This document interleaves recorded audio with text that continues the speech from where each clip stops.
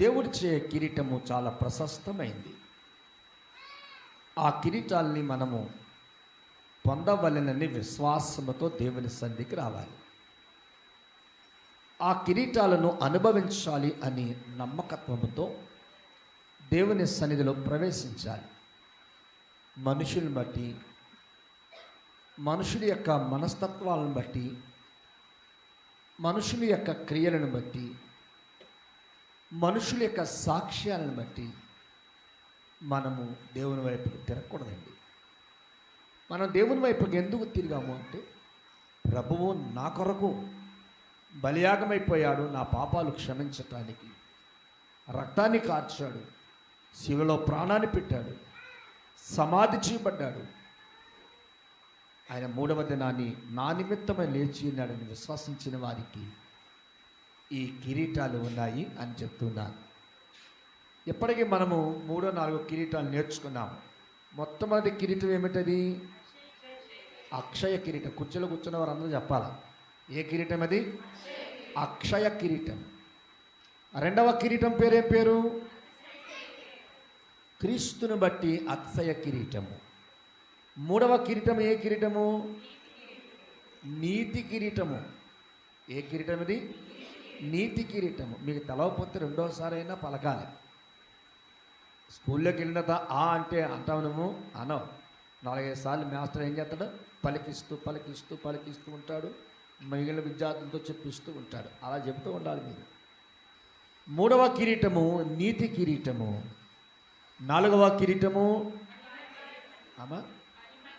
మహిమ కిరీటము. ఈ రోజున 5వ కిరీటాన్ని గురించి పరిశుద్ధాత్ముడు మనతో మాట్లాడుతూ ఉన్నాడు. ఈ 5వ కిరీటము చాలా ప్రశస్తమైంది. మానవ శరీర జీవితానికి, ఒక గురియత్తకు వెళ్ళటానికి, ఒక శ్రేష్టమైన హక్కులతో, శ్రేష్టమైనటువంటి మేలులతో ఆయన సన్నిధికి వెళ్ళటానికి ఈ కిరీటాలను దేవుడు మనకు బహుకరిస్తున్నాడు. ఈ కిరీటము అందరికీ ఉచితం. ఇది వెలపెట్టి కొనడానికి ఇది దొరికేది కాదు. వెలపెట్టి కొనడానికి షాపుల్లో దొరికేది కాదు. వెలపెట్టి కొనడానికి దుకాణాల్లో దొరికేది కాదు. వెలపెట్టి కొనడానికి అద్దెకి ఇచ్చేది కాదు. ఈ కిరీటాలు కేవలము యేసుక్రీస్తుని సొంత రక్షకునిగా అంగీకరించినటువంటి ఆయన బిడ్డలైన విశ్వాసులకు ఆయన ఉచితంగా ఇచ్చేటువంటి కిరీటాలు. దేవునికి స్తోత్రం. చాలామంది అనుకోవచ్చు, నేను కొనాలనుకుంటున్నానే, ఎంత ఖరీదైన కొనాలనుకుంటున్నాను, ఎంత విలువైన కొనాలనుకుంటున్నాను అని అనుకోవచ్చు నువ్వు. కానీ దేవుని ఆత్మ మాట్లాడుచున్నది, ఇది ప్రపంచములో నలుదిశలలో వెతకిన సముద్రాలు సమానమే ఈ యొక్క కిరీటాలు. దేవునికి స్తోత్రం. పిల్లరా, ప్రకటన గ్రంథము 3వ అధ్యాయము 11వ వాక్యమును ఈరోజు మనం ధ్యానం చేస్తూ ఉన్నాము. ప్రకటన గ్రంథము 3వ అధ్యాయము 11వ వచనాన్ని ధ్యానం చేస్తున్నాము. చదవండి. నేను త్వరగా వచ్చుచున్నాను, ఎవడును నీ కిరీటము అపహరింపకుండునట్లు నీకు కలిగిన దానిని గట్టిగా పట్టుకునుము. దేవునికి స్తోత్రం. ఈ చదవబడినటువంటి ప్రకటన 3వ అధ్యాయము 11వ వాక్యములు చదవబడినటువంటి రీతిలో వాక్యము ఒకటే కానీ, చరణము ఒకటే కానీ, దానిని మనం జాగ్రత్తగా పరిశీలన చేస్తే ఈ చదవబడినటువంటి వాక్యములో 3 మాటలు దాగి ఉన్నాయి. వాటిని మనం జాగ్రత్తగా విడదీస్తే, వాటిని జాగ్రత్తగా పరిశీలిస్తే, జాగ్రత్తగా అధ్యయనం చేస్తే పరిశుద్ధాత్ముడు తప్పగా నీతో మాట్లాడతాడు. చదవబడిన మాటలు ఏమంటున్నాడంటే, నేను త్వరగా వచ్చుచున్నాను, నీ కిరీటమును ఎవడనూ అపహరింపకుండానట్లుగా నువ్వు దానిని గట్టిగా పట్టుకొనుము అన్నాడు. పిల్లరా, చదవబడిన అధ్యాయము ప్రకటన 3వ అధ్యాయం. ఈ ప్రకటన 3వ అధ్యాయంలో ఇక్కడ సంఘాలు కనబడుతున్నాయి. ఎన్ని సంఘాలు ఉన్నాయంటే 3 సంఘాలు ఉన్నాయి 3వ అధ్యాయంలో. ఎస్పెషల్లీ 3వ అధ్యాయం. 3వ అధ్యాయంలో ఎన్ని సంఘాలు ఉన్నాయంటే 3 సంఘాలు ఉన్నాయి. ఒక సంఘం పేరు సార్దిస్, 2వ సంఘం పేరు ఫిలదెల్ఫియా, 3వ సంఘం పేరు లవోదికయ. ఈ 3 సంఘాలను ఈ అధ్యాయంలో పొందుపరిచి ఆకాశము క్రింద దేవునిని ఆత్మతో సత్యముతో ఆరాధిస్తున్న సంఘాలను బలపరుస్తూ మాట్లాడుతూ ఉన్నాడు. వాస్తవానికి ప్రకటన గ్రంథంలో 7 సంఘాలు ఉన్నాయి. ఈ 7 సంఘాలను ఉద్దేశించిన మాటలను మనం వింటూ ఉన్నాము. ఈ రోజున ఈ 3వ అధ్యాయంలో 3 సంఘాలు ఉన్నాయి. ఈ 3 సంఘాలలో మొదటి సంఘము ఏం పేరని చెప్పారంటే సార్దిస్. సంఘం పేరు ఏం పేరండి? సార్దిస్. సార్దిస్ అను మాటకు అర్థం ఎర్రనిది. మీరు బైబిల్లో రాసేసుకోవాలి ఆ మాటలు. బైబిల్లో సార్దిస్ అనే దాని పక్కన కొంచెం ఖాళీ ఉంటుంది. అక్కడ చిన్న అక్షరాలతో, ఆ బైబిల్లోనే చిన్న అక్షరాలతో పక్కన ఖాళీ ప్రదేశం ఉంటుంది. అక్కడ రాసుకుంటే కనుక సార్దిస్ అన్న కాడ ఎర్రనిది అని పెట్టుకోండి. అప్పుడు మీకు ఎప్పుడైనా బైబిల్ చదివినప్పుడు దాని అర్థం అక్కడే కనపడుతుంది. మరలా మీ పుస్తకాలు తిరగని అవసరం లేదు. సార్దిస్ అనే మాటకు అర్థం ఏమిటంటే ఎర్రనిది. ఎర్రనైనటువంటి సంఘము, ఎరుపు ధనాన్ని ప్రక్షాళింపబడినటువంటి సంఘము, ఎర్రగా కనిపిస్తున్నటువంటి సంఘము. ఎందుకు ఆ సంఘము ఎర్రగా ఉంది? మనము ఆ సంఘాన్ని పరిశీలన చేసినట్లయితే ఈ సంఘము ఎవరికో కావలసినదై ఉంది. ఈ సంఘాన్ని ఎవరో ప్రేమించారు. ఈ సంఘాన్ని ఎవరో హత్తుకున్నారు. ఈ సంఘాన్ని ఎవరో పిలుస్తూ ఉన్నాడు. ఈ మాట మీకు అర్థమయ్యాయి? ఎవరో అనేది ఒక ప్రశ్నార్థకమైనది. ఎవరో పిలుస్తున్నారు, ఎవరో హత్తుకున్నారు, ఎవరో నడిపిస్తున్నారు, ఎవరికో కావలసినదే ఉన్నది. ఏ సంఘం అది? సార్దిస్ సంఘం. సార్దిస్ సంఘం ఎవరికి కావలసినది అన్నది అంటే పిల్లరా, మనుషులకు కాదు. సార్దిస్ సంఘంలో ఉన్న విశ్వాసులు ఒకరికి కావలసిన వారై ఉన్నారు. సార్దిస్ సంఘాన్ని మనుషులు కాదు ప్రేమించేది. సార్దిస్ సంఘాన్ని యవనస్తులు కాదు ప్రేమించేది. సార్దిస్ సంఘాన్ని వాళ్ళు వీళ్ళు కాదు ప్రేమించేది.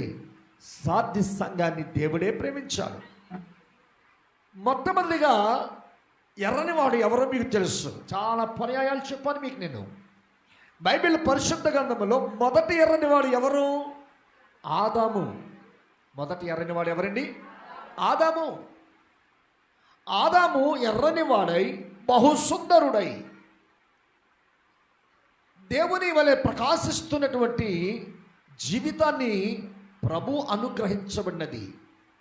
అలాంటి ఎర్రని వాడు చివరికి ఏమయ్యాడంటే దేవుని యొక్క ఆజ్ఞను అతిక్రమించడం వలన, దేవుని యొక్క ఆజ్ఞను మీరటం వలన అతడు ఏమయ్యాడంటే నల్లని వాడైపోయాడు. ఇప్పుడు నల్లని వాడు సంఘములో ఉండటానికి అవకాశము లేదు. ఎందుకు లేదు? నలుపు పాపమునకు సాదృశ్యం. సంఘములో ఉండవలసిన ఎరుపు అనగా రక్తముతో కడగబడిన వాడు. ఎరుపు అనగా క్రీస్తు రక్తముతో కడగబడిన వాడు, క్రీస్తు యొక్క రక్తముతో కొనబడిన వాడు, క్రీస్తు రక్తముతో విలువగా మార్చబడిన వాడు. అలాంటి ఎర్రని వాడు ఎవరికి కావాలంటే కడపటి ఎర్రని వాడికి కావాలి. మొదటి ఎర్రని వాడు ఏమైపోయాడు? పాపము చేసి ఆజ్ఞను అతిక్రమించి దేవునికి విరోధముగా తన ప్రవర్తన మార్చుకున్నందుకై అతడు ఎర్రని జీవితాన్ని ఏం చేసుకున్నాడంటే నలుపుగా పాడు చేసుకున్నాడు. దేవునికి స్తోత్రం చెప్పండి. చాలామంది నల్లగా ఉన్న వాళ్ళము ఎర్రగా అవ్వటానికి ప్లాన్ చేస్తాం కదా. ఏం చేస్తామండి? మీరు చెప్తాలి. నల్లగా ఉన్న వాళ్ళము ఎర్రగా ఉండడానికి ప్లాన్ చేస్తాం. మా అమ్మాయి ఎప్పుడప్పుడు నన్ను మేకప్లు వేస్తా ఉంటుంది, డాడీ నువ్వు నల్లగా ఉన్నావు అని. ఎన్ని మేకప్లు ఎత్తే మొన్న ఏదో రాసేసిందమ్మా. ఆ తెల్లారే ఎండలోకి వెళ్ళి తిరిగి వచ్చాను. మొదటి దానికంటే కడపటి మరీ ఎక్కువైపోయింది. దేవుని స్తోత్రం చెప్పండి. ఈ నిన్ననే కదా డాడీ రాశాను అంది. నా గుణం ఇంతే. మీకు అర్థమవుతుందా? నా గుణం ఇంతే, నా స్వరూపం ఇంతే, నా పరిస్థితి ఇంతే. దేవుడు ఇచ్చిన దానిని మానవుడు మార్చలేడు అనేది జ్ఞాపకం చేస్తున్నాను. దేవుడు కలుగ చేసిన దానిని మానవుడు మార్చలేడు. దేవుడు ఇచ్చిన దానిని మానవుడు ఎవడు మార్చలేడు. ఒకవేళ మార్చడానికి ప్రయత్నం చేస్తే దేవుడు కూర్చుని ఉండేవాడు కాదా? సినిమా యాక్టర్లను చూడండి, వాళ్ళు రంగు వేసుకున్నారని చెప్పి చాలా చల్లగా ఉంటారు. ఆ రంగు కాత తీసేసిన తర్వాత మనకంటే అసహ్యంగా ఉంటారు. చిచ్చి నిన్న నేను ఇష్టపడింది, చిచ్చి నీకు నేను ఫేవరెట్నా అని చెప్పి ముఖం మీద ఉమ్మేస్తాం. ఎందుకంటే వాళ్ళు మేకప్లు వేసుకుంటారు. దేవుడు మనకు కూడా చెరగని మేకప్ వేశాడు. కడుక్కుంటే చెరగని మేకప్ వేశాడు. యాసిడ్తో కడుక్కున్నా చెరిగిపోదు అది, ఆల్కహాల్తో కడుక్కున్నా చెరిగిపోదు అది, ద్రాక్షరసముతో కడుక్కున్నా చెరిగిపోదు అది. నిత్యము దేవుని రాజ్యములోనికి మనం ప్రవేశించినట్లుగా ఆయన చెరగని మేకప్ వేశాడు. అది ఏమిటో తెలుసా దేవుని పిల్లలారా? ఈరోజు నీ వింటున్నది ఏమిటంటే కడపటి ఆదాము అయిన క్రీస్తు అని మేకప్ నీకు వేయబడింది. ఆమేన్. రెండవ ఎర్రనివాడు, కడపటి ఎర్రనివాడు ఎవరు అంటే మన ప్రభువైన యేసుక్రీస్తు. సాటి సంఘము ఎవరికి కావలసిందంటే యేసుక్రీస్తునకు కావలసినది. మరి నువ్వెవరికి కావాలి చెప్పండి? మీరు ఎవరికి కావాలి? మీరు ఎవరి కోసం ఉన్నారు? మీరు ఎవరి కోసం సిద్ధపడి వచ్చారు? ఎవరి కోసం అంటే ప్రభువు కోసం. ఎవరి కోసం అండి? యేసయ్య కోసం వచ్చాము. యేసయ్యను పొందడానికి వచ్చాము. ఈ నిరీక్షణతో జీవించాలని ఆశతో వచ్చాము. దేవుని పిల్లారా, రెండవ సంఘము కనబడుతుంది. ఈ రెండవ సంఘము పేరు ఫిలదెల్ఫియా. రెండవ సంఘం పేరు ఏం పేరండి? ఫిలదెల్ఫియా. దేవుని పిల్లారా, ఫిలదెల్ఫియా అనేది అమెరికాలో ఒక రాష్ట్రం పేరే ఫిలదెల్ఫియా. అమెరికాలో సుమారుగా 54 రాష్ట్రాలు ఎన్నో ఉన్నాయి సుమారుగా, నాకు అంత ఐడియా లేదు. కానీ ఆ రాష్ట్రాల్లో ఒక రాష్ట్రం పేరు ఏం పేరంటే ఫిలదెల్ఫియా.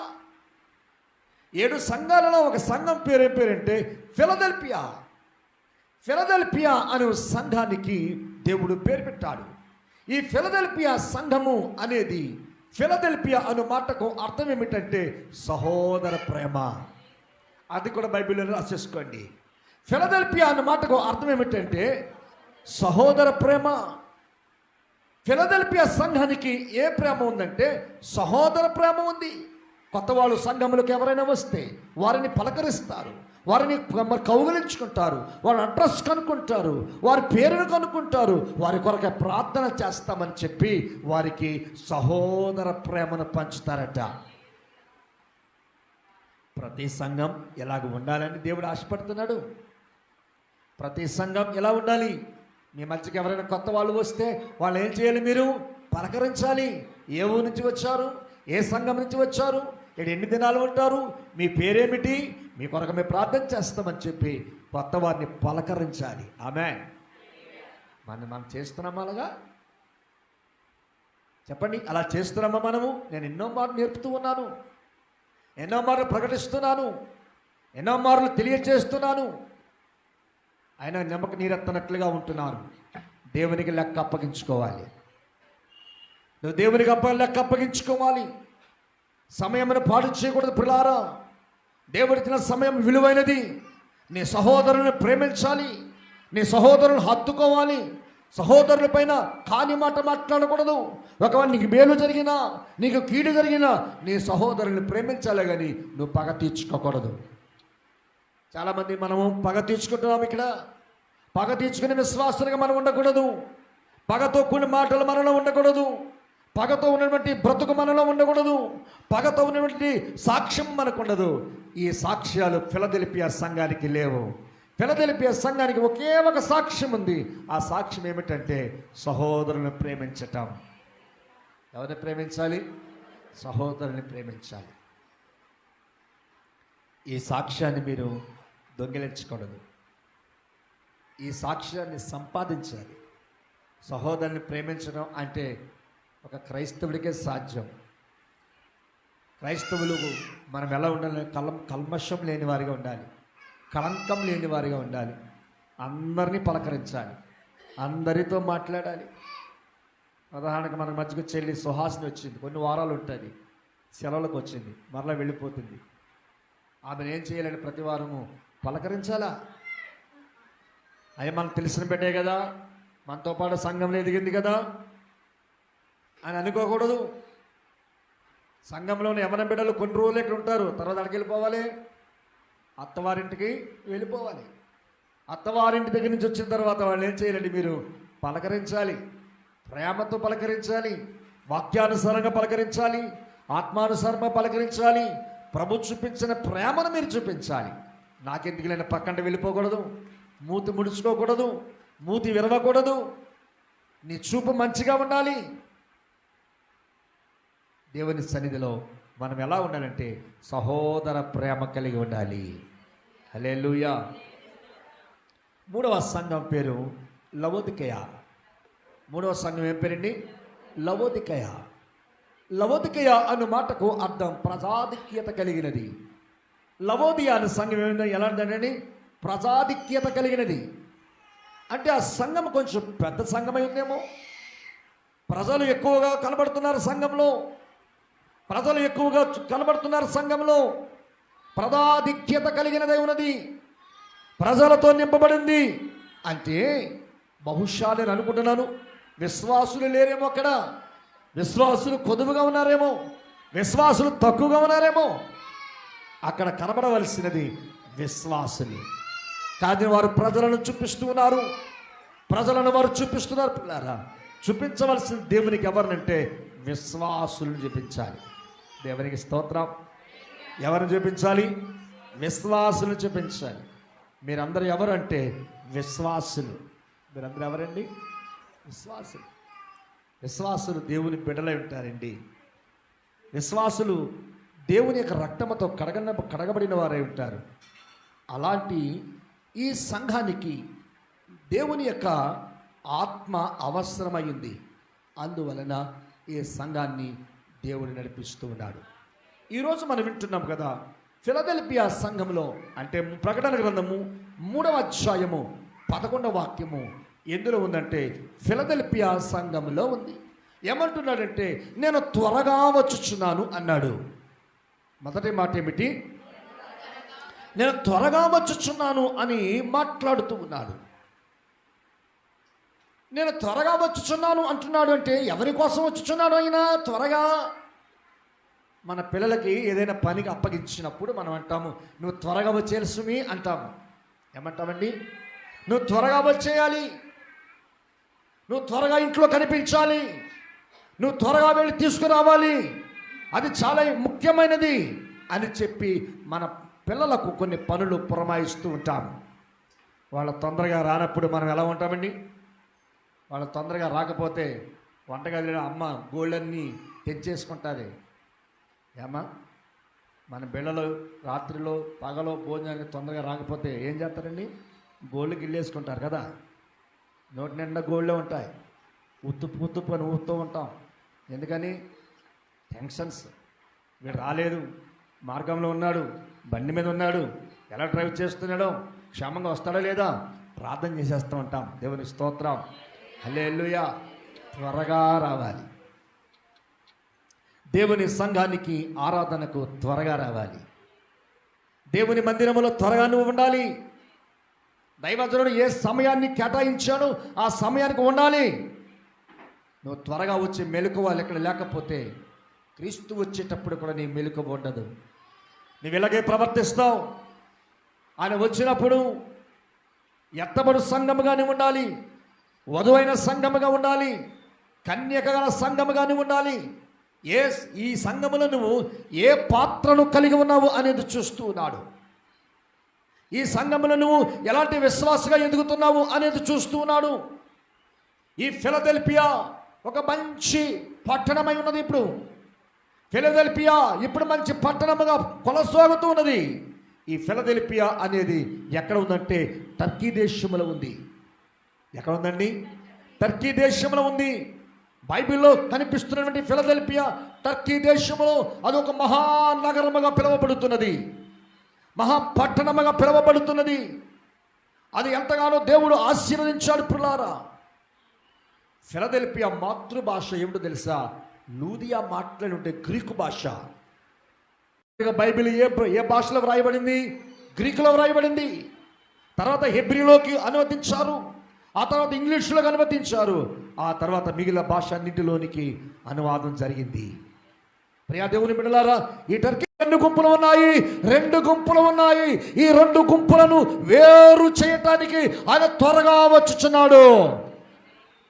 మనం ఎన్ని గుంపులు ఉన్నామంట? 2 గుంపులై ఉన్నాము. ఒక గుంపుకు పేరెట్టాడు, గుంపుకి ఒక పేరెట్టాడు, ఒక్కొక్క గుంపుని ఒక్కొక్క వైపున పెట్టాడు. 2 గుంపుల్లో ఒక గుంపుని కుడివైపున పెట్టాడు, మరొక గుంపుని ఎడమ వైపున పెట్టాడు. ఇప్పుడు కుడివైపున ఉన్నటువంటి గుంపు, ఎడమ వైపున ఉన్నటువంటి గుంపు 2 ఏమయ్యాయంటే కలుసుకునే ఉన్నాయి. ఈ కలిసినటువంటి 2 గుంపులని ఆయన త్వరగా వచ్చి ఏం చేస్తున్నాడంటే వేరు చేస్తున్నాడు. మీకు అర్థం అవ్వలేదేమో, విడదీస్తున్నాడు పిల్లారా. ఎందుకని విడదీస్తున్నాడు అంటే పూర్వకాల పద్ధతులు, పూర్వకాల ఆచారాలు, పూర్వకాల సాంప్రదాయాలు సంఘములో ఇంకా కనబడుతూ ఉన్నాయి.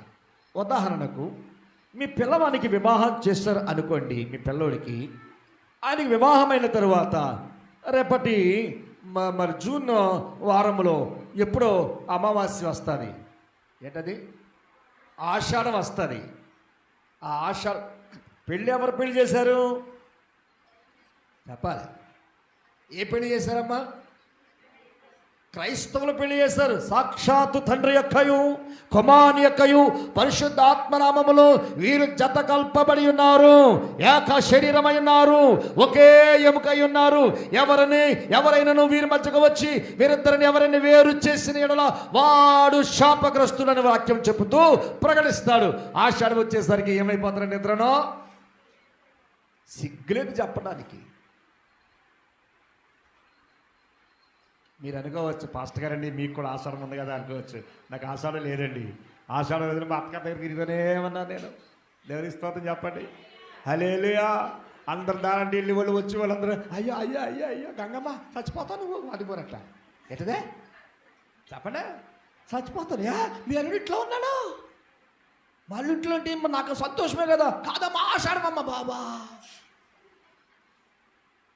దేవుని పిల్లలారా, నీ పిల్లలకు పరిశుద్ధమైన వివాహము చేసి, నీ పిల్లలకు మంచి వాక్యానుసారమైన వివాహము చేసి, నీ పిల్లలకు మరి అభిషేకము కలిగిన దైవజనుడు వివాహము చేసి వారిద్దరి శరీరాన్ని ఏకపరిస్తే నువ్వేం చేస్తున్నావంటే ఆచారాల్లో ఉన్నావు. ఎవరో కల్పించిన ఆచారాలు, ఎవరో ఏర్పరిచిన ఆచారాలు నీ బిడ్డలు నడిపిస్తున్నావు. అందుకే భార్య భర్తల మధ్యన కొన్ని చిక్కులు వస్తున్నాయి. ఎదిగో తెలుసా?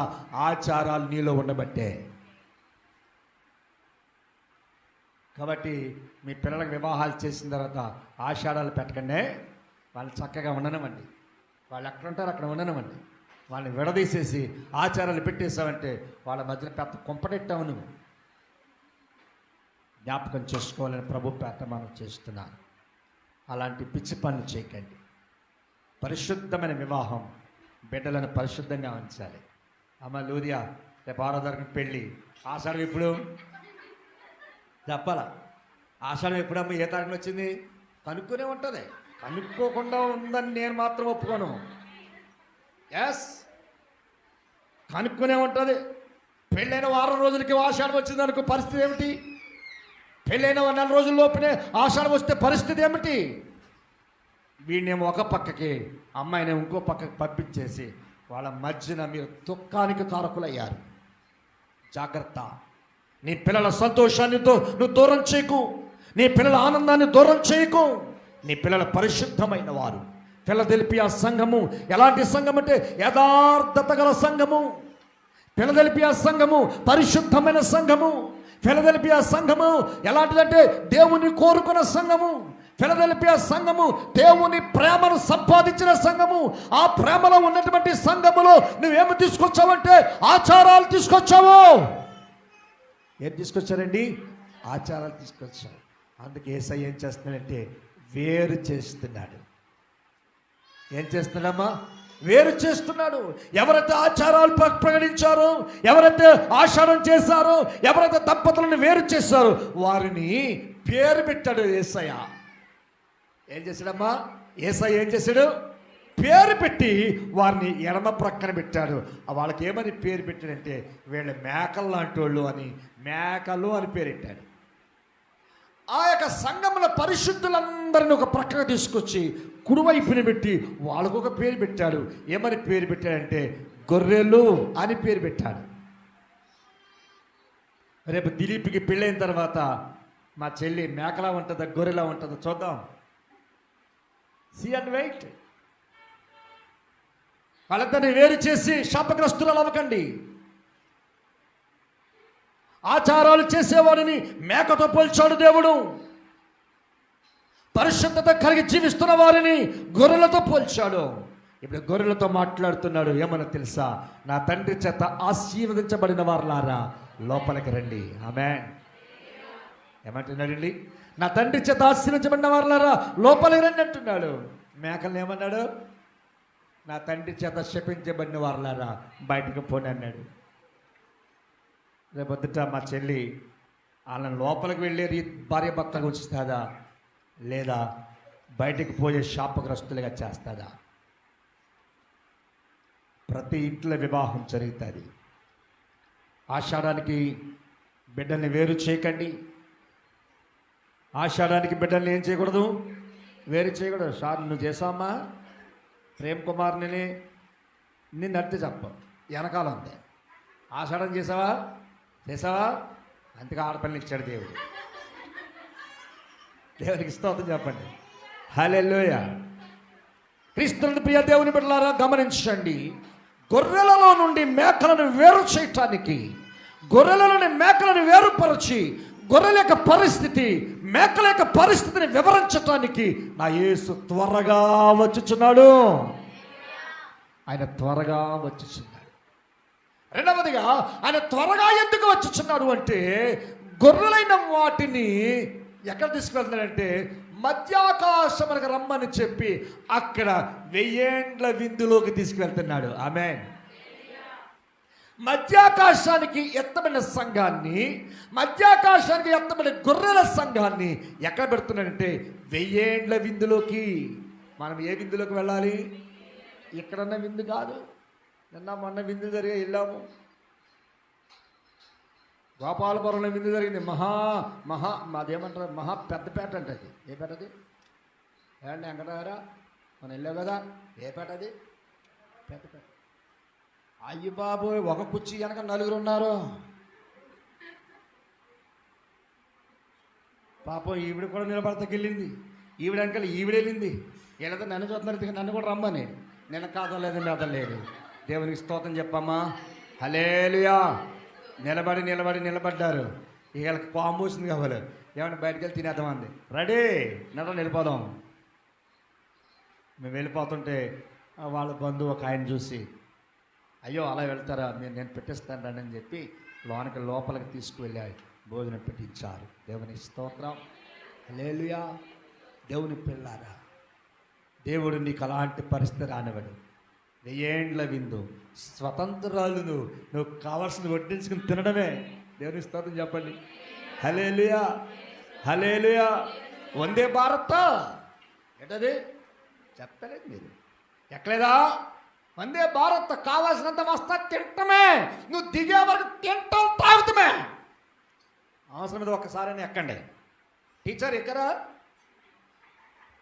నహి హై క్యూ? వందే భారత్ మిలేగానా? వందే భారత్ ఉంది మన కోసం. వందే భారత్ మన కోసం ఉంది. ఎక్కిన దగ్గర నుంచి దిగే వరకు తింటమే. నీకు కావాల్సిన రొట్టె కావాల్సిన రొట్టె. ఏ బాబు చికెన్ కావాల్సిన చికెన్, పలావ్ కలితే పలావ్, వైట్ రైస్ కలితే white rice, fish, mutton, chicken, ఇంకోటి అన్నీ నువ్వు దిగే వరకు పెడతానే ఉంటాడు. కానీ నా యేసు పెట్టేది అలాంటిది కాదు. నా యేసు పెట్టేది నీ ఆకలి తీరుస్తుంది. నా యేసు పెట్టేది నీ దాహం తీరుతుంది. నా యేసు ఇచ్చేది ఆకలి అనవు. నువ్వు వందే భారతలు తింటావేమో, కానీ సాయంత్రం మరలా ఏమంటావంటే ఆకలి అంటావు. నా యేసు పెట్టేది బహిర్భూమికి పోదు. నా యేసు పెట్టేది నీ ఎముకలకు బలం. నా యేసు పెట్టేది నీ నరాలకు బలం. నా యేసు పెట్టేది నీ గుండెకు బలం. నా యేసు పెట్టేది నీ ఊపిరితిత్తులకు బలం. నా యేసు పెట్టేది నీ లంగ్స్కు బలం, నీ అన్ని ప్రేగులకు బలం, నీ నరాలకు బలం. అది అరిగిపోయేది కాదు. ఈ లోకములు ఎన్ని తిన్నా అరిగిపోతుంది. మరలా సాయంత్రానికి ఏమంటామంటే ఆకలి ఆకలి ఆకలి అని కేకలు వేస్తాం. కేకలు లేని ఆకలి అని కేకలు లేని విందులోనికి నా యేసయ్య తీసుకు వెళ్ళటానికి త్వరగా వచ్చుచున్నాడు. పిల్లారా, త్వరగా వచ్చుచున్నాడు. కాబట్టి నువ్వు ఎలా ఉండాలంటే వధువుగా ఉండాలి. మూడవ మాట ఎలా ఉండాలంటే నేను త్వరగా వచ్చుచున్నాను అంటే ఎవరి కోసం వస్తున్నాడంటే వధువు కోసం వస్తున్నాడు. ఎవరి కోసం వస్తున్నాడండి? వధువు కోసం వస్తున్నాడు. ఆ వధువుగా నువ్వు కనిపించాలని, ఆచారాలు కలిగిన వధువుగానే ఉండకూడదు. నువ్వు పరిశుద్ధత కలిగిన వధువు వలె ఉండాలి. హల్లెలూయా. మాతమ్మ గారు వింటున్నారా? ఎలాంటి వధువు వలె ఉండాలి? మంగళవారం నాడు కత్తిమనని వధువుగా ఉండకూడదు. శుక్రవారం నాడు ఎవరికి బాకీ ఇవ్వనని వధువుగా ఉండకూడదు. మరి ఎలా ఉండాలి? పరిశుద్ధమైన వధువుగా ఉండాలి. దేవునిగా కోరిక కలిగిన, దేవుణ్ణి ఇష్టపడే వధువుగానే ఉండాలి. అప్పుడు నీ కొరకు ఆయన త్వరగా వచ్చుచున్నాడు. హల్లెలూయా. ఆయన త్వరగా వచ్చుచున్నాడు. నేను త్వరగా వచ్చుచున్నాడు అనే మాటకు 3 భావాలు చెప్పాను. ఎవరి కోసం వస్తున్నాడంటే గొర్రెల కోసం వస్తున్నాడు, మేకలను వేరుపరచటానికి. రెండవదిగా ఆయన త్వరగా ఎవరి కోసం వస్తున్నాడంటే తన పరిశుద్ధమైన సంఘాన్ని 1000 ఏండ్ల విందులోనికి తీసుకువెళ్ళటానికి వస్తున్నాడు. మూడవదిగా ఆయన ఎవరి కోసం వస్తున్నాడు అంటే వధువైన సంఘం కోసం వస్తున్నాడు. వధువైన సంఘం ఎక్కడ ఉండాలంటే విడిది గదిలో ఉండాలి. ఎక్కడ ఉండాలమ్మా? విడిది గదిలో ఉండాలి. విడిది గదిలో ఏముందంటే ధర్మశాస్త్రం ఉంది. విడిది గదిలో ఏముంది? ధర్మశాస్త్రం ఉంది. విడిది గదిలో ఏముందంటే ఒక చాప ఉంది. అది ఎందుకు అంటే నువ్వు మోకరించటానికి. విడిది గదిలో ఏముందంటే దీపస్తంభం ఉంది. ఎందుకు అంటే నువ్వు ధర్మశాస్త్రాన్ని చదవటానికి. చివరిగా విడిది గదిలో ఏముందంటే పరిశుద్ధాత్ముడు నీకు తోడుగా ఉంటాడు. ఆ విడిది గది దేవుని మందిరమే. దేవుని మందిరంలో వాక్యం ఉంది. దేవుని మందిరంలో ప్రార్థన ఉండాలి. దేవుని మందిరంలో ధర్మశాస్త్రమైన వాక్యం ఉన్నదాన్ని అది చదవటానికి ఏముండాలంటే దీపస్తంభం ఉండాలి. నాలుగవదిగా విడిది గదిలో ఏముందంటే పరిశుద్ధాత్మ నీకు తోడే ఉంటాయి. అలాంటి వారి కొరకు యేసయ్య త్వరగా వచ్చుచున్నాడు.